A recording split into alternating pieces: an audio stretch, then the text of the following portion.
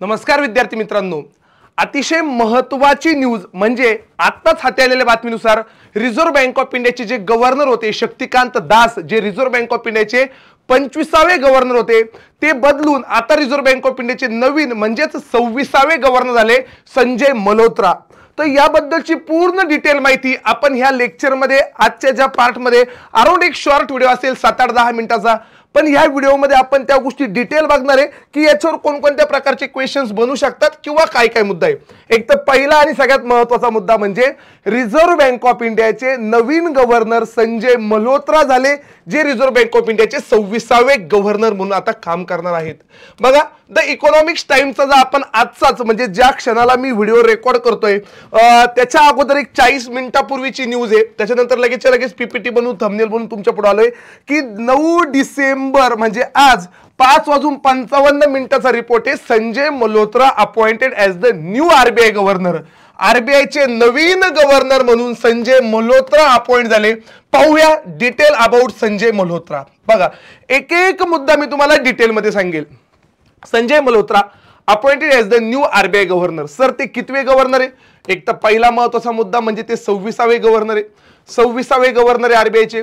सोबत विचार केला पुढं, the government on the Monday म्हणजे आज appointed Sanjay Malhotra as the new governor of Reserve Bank of India will be the 26th governor of the apex bank succeeding Das. अगोदर शक्तिकांत दास होता, त्यांना सक्सीड करून नवीन गव्हर्नर हे संजय मल्होत्रा होत आहे आणि त्यांची टर्म एक ट्यूजडे पासून चालू होती, आपण त्याबद्दल पण बघणार आहे। Das who was appointed as the RBI governor in December 2018। दासला म्हणजे शक्तिकांत दासला डिसेंबर 2018 मध्ये अपॉइंट केलं होतं। Has already surpass the typical 5 year tenure. कोणत्याही गव्हर्नरची अपॉइंटमेंट ही इनिशियली 3 वर्षांची असते आणि त्यानंतर ती 2 वर्ष एक्सटेंड करू शकतो।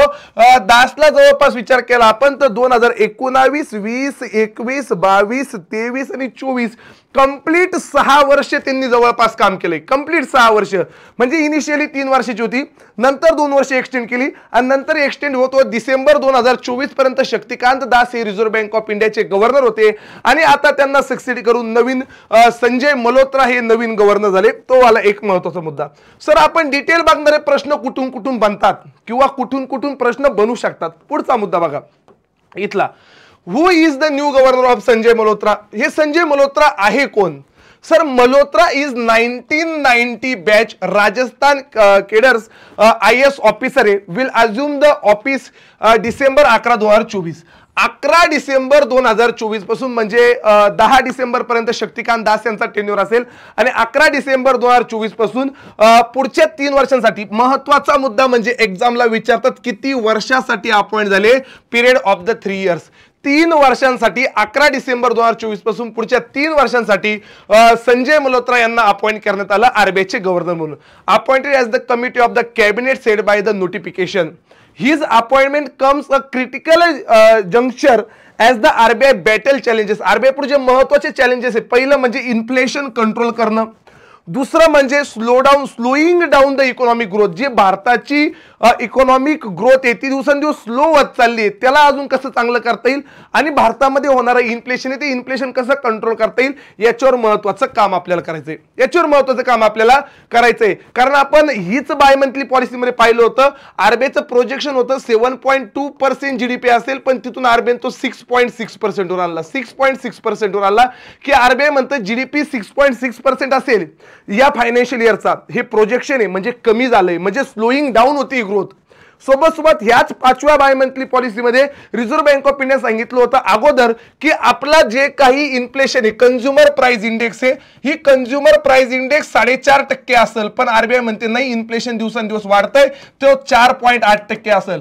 म्हणजे हे वाढतं इन्फ्लेशन आणि जी इकॉनॉमिक ग्रोथ आपली दिवसेंदिवस स्लो होतीये, तर हे कंट्रोल करण्यासाठी आता नवीन गव्हर्नर पुढे चॅलेंजेस असतील, म्हणजे संजय मल्होत्रा पुढे हे वाले महत्त्वाचे चॅलेंजेस असतील। सोबत सर, मल्होत्रा इज करंटली सध्याच्या घडीला सर्व्हिंग ॲज द सेक्रेटरी म्हणजे revenue in the ministry of finance. Ministry of finance मध्ये सेक्रेटरी म्हणून होते। Previously he hold the position of the secretary in the department of the financial service. Financial सर्व्हिसमध्ये पण त्यांनी secretary म्हणून काम केलेलं आहे। महत्त्वाचा मुद्दा आहे सर। त्याच्यानंतर पण महत्त्वाचा मुद्दा येतो तो म्हणजे हा, हु अपॉइंटेड आरबीआय गव्हर्नर। आरबीआयच्या गव्हर्नरला अपॉइंट कोण करतं किंवा आरबीआयच्या डेप्युटी गव्हर्नरला अपॉइंटमेंट कोण करतं? बघा, RBI governor appointed under the section 8 of Reserve Bank of India Act 1934. Reserve Bank of India Act 1934च्या सेक्शन 8 मध्ये Reserve Bank of India Act 1934च्या सेक्शन 8च्या अंतर्गत आरबीआयच्या गव्हर्नरला अपॉइंट केलं जातं. And the central government has the power to appoint governor and deputy governor of the Reserve Bank of India. Reserve Bank of इंडियाच्या गव्हर्नरला आणि रिझर्व्ह बँक ऑफ इंडियाच्या डेप्युटी गव्हर्नरला अपॉइंटमेंट करण्याची जबाबदारी, पॉवर ही सेंट्रल गव्हर्नमेंटकडे असते. कारण रिझर्व्ह बँक ऑफ इंडियामध्ये 100% 100% shares हे सेंट्रल गव्हर्नमेंटचे महत्त्वाचा मुद्दा आहे. Recently Sanjay Malhotra has been appointed as the governor of RBI for the period of 3 years. 3 वर्षासाठी अपॉइंट केलं. मग आरबीआयची जी कमिटी असते त्या कमिटीमध्ये 21 मेंबरची कमिटी असते. त्याच्यामध्ये एक असतो गव्हर्नर, 4 असतात deputy governor, 10 member government of इंडियाने अपॉइंट केलेले, सोबत 4 लोकल बोर्डचे डायरेक्टर आणि 2 फायनान्स मिनिस्ट्री मधले म्हणजेच इकॉनॉमिक्स अफेअर सेक्रेटरी आणि फायनान्स अफेअर सेक्रेटरी अशी ही 21 लोकांची कमिटी असते. इथं थोडंसं जड वाटत असेल तर इथं तुम्हाला पाठ सोपं वाटेल. रिझर्व्ह बँक ऑफ इंडियाच्या बोर्ड ऑफ मेंबर मध्ये तब्बल 21 लोक असतात, 1 governor, 4 deputy governor, 10 member government of इंडियाने अपॉइंट केलेले, 4 मेंबर लोकल बोर्डचे डायरेक्टर, 2 फायनान्स मिनिस्ट्री मधले म्हणजे एक इकॉनॉमिक्स अफेअर सेक्रेटरी आणि एक फायनान्स अफेअर सेक्रेटरी. सर हा वाला एक महत्वाचा मुद्दा मी इथून लक्षात घेतला. सोबत सर काही महत्वाच्या गोष्टी मी हिस्ट्रीवाल्या पार्टवर जातो. थोडंसं हिस्ट्री, आरबीआयच्या हिस्ट्रीमध्ये मला काही गोष्टी माहित असल्या पाहिजे. म्हणजे पहिला गव्हर्नर कोण होता, पहिला भारतीय गव्हर्नर कोण होता, असा एखादा गव्हर्नर होता का तो भारताचा प्राईम मिनिस्टर झाला, सगळ्यात जास्त काळ काम केलेला गव्हर्नर कोण, सगळ्यात कमी काळ काम केलेला गव्हर्नर कोण, ह्या वाल्या पण गोष्टी आपण बघूया. पहिला महत्त्वाचा मुद्दा, पहिले म्हणजे इनॉग्रल ऑफिस होल्डर पहिले गव्हर्नर होते. आपण पाहतो डॉक्टर स्मिथ म्हणून, डॉक्टर ओ स्मिथ म्हणून किंवा सर स्मिथ म्हणून हे पहिले गव्हर्नर होते आरबीआयचे. दुसरे गव्हर्नर होते टेलर म्हणून, हे दोन्ही ब्रिटिश होते कारण तेव्हा ब्रिटिशांच्या काळात होता आपण. आणि स्वतंत्र भारताचा किंवा भारताचा पहिला while sir CD. Deshmukh was the first native Indian. CD. Deshmukh हे पहिले भारतीय गव्हर्नर आहे. तसे आरबीआयचे हे तिसरे गव्हर्नर, पण हे पहिले भारतीय गव्हर्नर सी.डी. देशमुख. म्हणजे आरबीआयचा पहिला गव्हर्नर स्मिथ, दुसरा गव्हर्नर टेलर, पण हे दोघेही भारतीय नव्हते.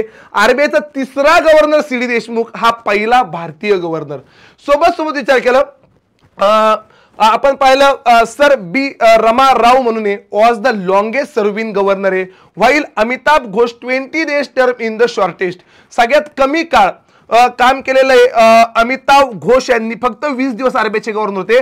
आणि डॉक्टर बी रामाराव म्हणून यांनी ऑफिस जवळपास 7 वर्ष काम केलं होतं. 7 वर्ष सगळ्यात जास्त काळ आरबीआयचे गव्हर्नर राहिले होते डॉक्टर बी रामाराव, आणि सगळ्यात कमी काळ अमिताभ घोष म्हणून 20 दिवस.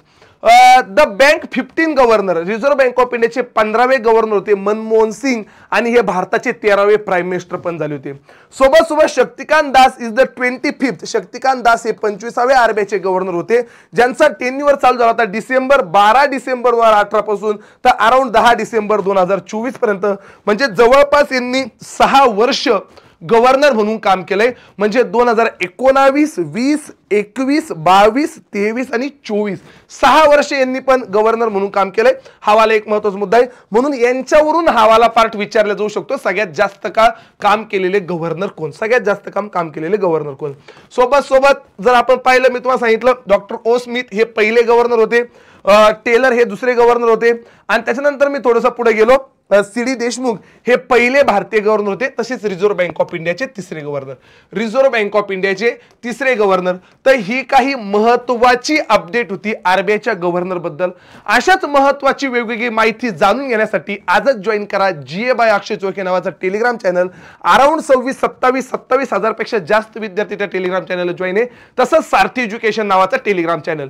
भेटूया अशाच नवनवीन अपडेटमध्ये आपल्या डेली लेक्चर सिरीजमध्ये. तोपर्यंत चलो बाय बाय, धन्यवाद.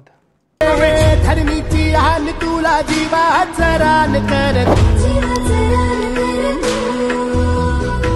पेटून राव भार वादळ